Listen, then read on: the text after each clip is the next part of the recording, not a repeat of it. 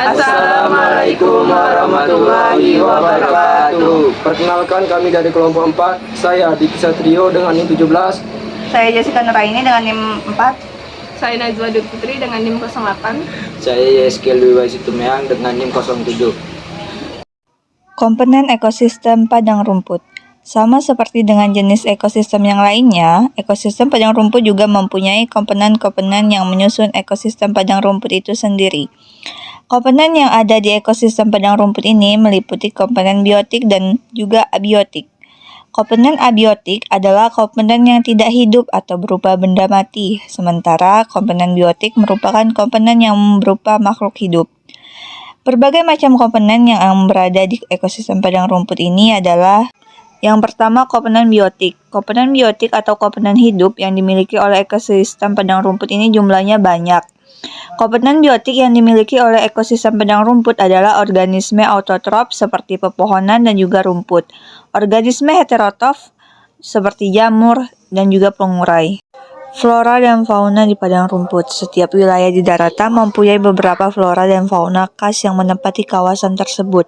Hal ini karena kawasan tersebut merupakan habitat dari flora dan fauna yang khas.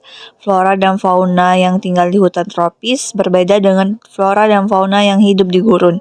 Demikian pula dengan padang rumput ini. Padang rumput juga memiliki flora dan fauna yang khas sendirinya. Flora yang ada di padang rumput ini tentu saja didominasi oleh rumput dengan berbagai spesies atau jenis. Hal ini karena padang rumput adalah wilayah yang mempunyai sedikit sekali curah hujan sehingga tidak banyak pepohonan yang dapat bertahan hidup di sana. Hanya rumputlah yang bisa bertahan hidup di padang tersebut ataupun pohon-pohon lainnya. Maka dari itulah padang rumput ini disebut padang rumput. Selanjutnya ada fauna. Sama seperti flora, padang rumput juga memiliki fauna atau hewan khasnya sendiri. Hewan atau fauna yang hidup di padang rumput adalah didominasi oleh binatang-binatang herbivora dan karnivora. Binatang herbivora yang tinggal di rumput ini pun didominasi yang memakan jenis rerumputan seperti rusa, kambing, liar, gajah, jerapah, dan lain sebagainya. Pada tempat yang kami kunjungi, kami menemukan ekosistem fauna berupa monyet dan juga burung yang berterbangan. Ada pula komponen yang tidak hidup.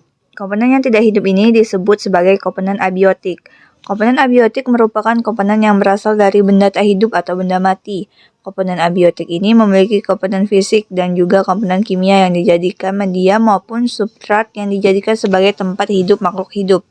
Beberapa komponen abiotik yang dimiliki oleh ekosistem padang rumput ini diantara lain suhu, air, cahaya matahari, angin, batu, tanah, dan tingkat keasaman atau pH.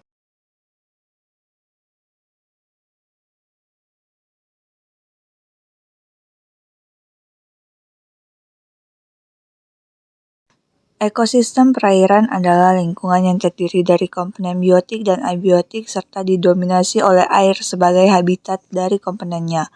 Ada bagian dari ekosistem ini yang bukan perairan, tapi jumlahnya kecil. Contohnya seperti di video, seperti di pinggir-pinggir danau itu.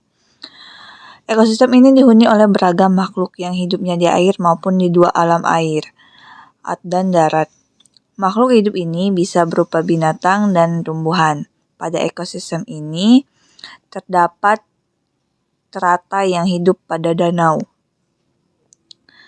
Pada ekosistem ini cahaya matahari terbatas. Hal ini karena sulitnya cahaya matahari menembus perairan sehingga perubahan suhu tidak ekstrim. Pada ekosistem ini yang bertindak sebagai produsen adalah fitoplankton. Sedangkan yang bertindak sebagai konsumen adalah hewan dan juga predator air. Komponen biotik di dalam air yaitu fitoplankton, zooplankton, tumbuhan air. Di sini contohnya adalah teratai, hewan amfibi, hewan laut. Pada danau ini juga terdapat tumbuhan paku yang hidup di batu-batu pinggiran danau. Selanjutnya ada komponen abiotik atau komponen yang tidak hidup. Contohnya pada perairan ini adalah karang, cahaya matahari, batu, udara, oksigen, suhu, tanah, dan lain sebagainya. Ciri-ciri ekosistem air yang pertama adalah didominasi perairan seperti danau, sungai, laut. Yang kedua dihuni makhluk air. Yang ketiga dihuni makhluk amfibi. Yang keempat cahaya matahari tidak cukup terbatas di beberapa tempat karena dia tidak bisa menembus dalam air. Yang kelima perubahan suhu yang cenderung tidak ekstrim. Yang keenam fitoplankton sebagai produsen dalam rantai makanan. Ciri ekosistem air dapat dikenali dengan mudah. Di sini kami menemukan lumut yang hidup di dalam air.